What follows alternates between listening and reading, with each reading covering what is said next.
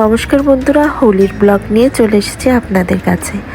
আর হোলির সকালবেলায় বিধু এত সুন্দর করে বাটিতে বাটিতে রঙগুলো গুছিয়ে রাখে।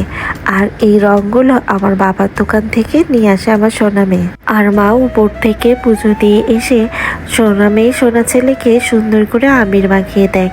আর সোনা ছেলে মেয়ে এত ভালো আবির মেখেই যে কি মজা করছিল, সাথে মাও খুব মজা করছিল।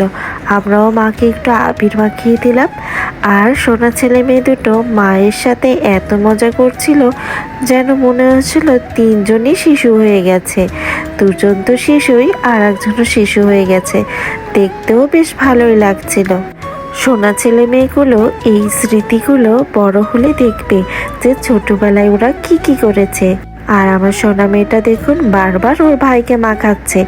আর আমার সোনা ছেলেটা পুরোই ভূত হয়ে গেছে। আমি তো দেখে ওকে হেসেই বাঁচছি না, হাসতে হাসতে যেন আমার মাথায় ব্যথা হয়ে যাচ্ছিল। যে দেখুন না, ও সোনা মেয়ে আবার ওর মাকে মাখালো। সোনা ছেলেকে আমি আবার একটু কোলে নিব তা সুযোগই পাচ্ছিলাম না, এত আনন্দ করছিল যে ওরা, দেখেই ভালো লাগছিল। আর দেখুন ঘরটাকে কি অবস্থা করলো। আর তারপরেই সোনা ছেলেকে আমি কোলে নিলাম।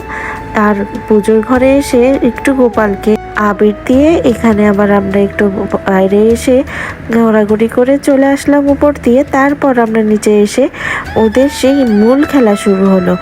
আর তো সে ভূত পুরো ভূতই হয়ে যাচ্ছিল খেলতে খেলতে।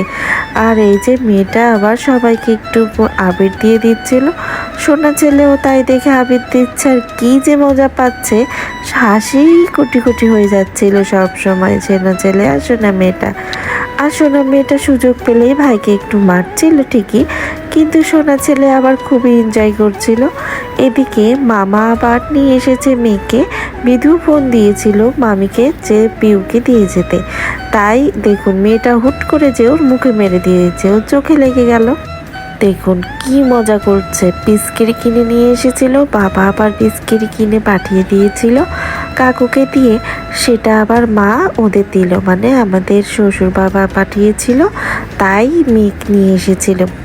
তা তো খুবই আনন্দ করছি। এইবারে যেন ওরা অনেক বেশি মজা করছে। আগের বারও এত বেশি মজা ওরা করেনি। আর সোনা ছেলে তো ছোটই, ওর এবারে যেন খুবই মজা করলো। আর মেয়েটাও এই প্রথমবারই অনেক মজা করলো। আর তারপর ওর বাবা আসলো, সোনা ছেলের বাবা আর সোনা মেয়ের সোনা বাবা দুইজনকেই আবির মাখালো। আমাকে একটু আমার বর মাখিয়ে দিল। এভাবেই আমাদের এই হোলির দিনটা কাটলো। ভগবান যেন রঙের মতনই রঙিন রাখে আমাদের সব সময়, আর স্বপ্নগুলোও যেন রঙিন হয়ে যায়। এটাই আমাদের এই হোলির দিনের প্রার্থনা। সবাইকে হ্যাপি হোলি।